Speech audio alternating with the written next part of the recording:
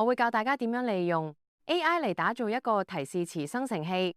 呢個生成器可以直接對接海螺 AI 生成影片。首先呢，你先輸入你嘅需求，輸入完需求之後，AI 就會逐步幫你搭建出成個頁面。搭建完成之後就直接生效。接住落嚟，我示範一下點樣用。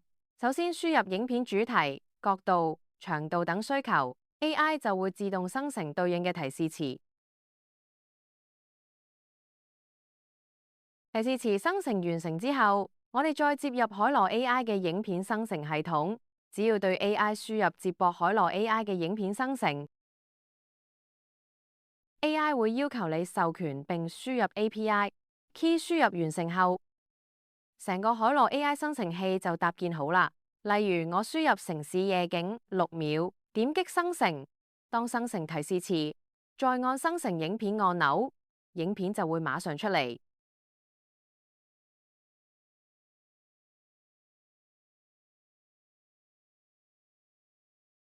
之後，我哋再加個媒體庫按鈕，每當生成新影片，會自動儲存到媒體庫。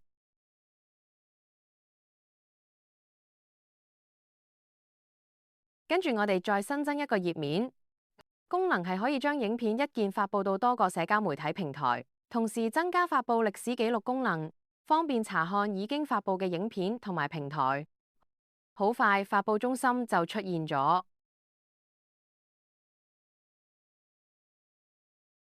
我哋再加入排程發布功能，可以提前安排影片發布時間。排程功能亦都好快加入發布中心。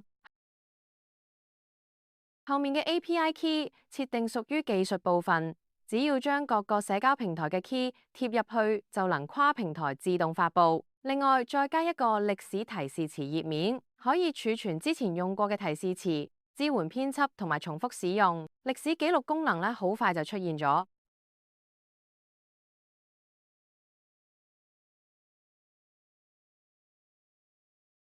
最後再加入登入功能，成個系統基本就完成咗。之後你仲可以繼續加功能，例如喺發布中心加入圖文發布、批量處理等等。只要話俾 AI 你想要乜嘢，佢就會幫你不斷擴展功能，就係咁簡單。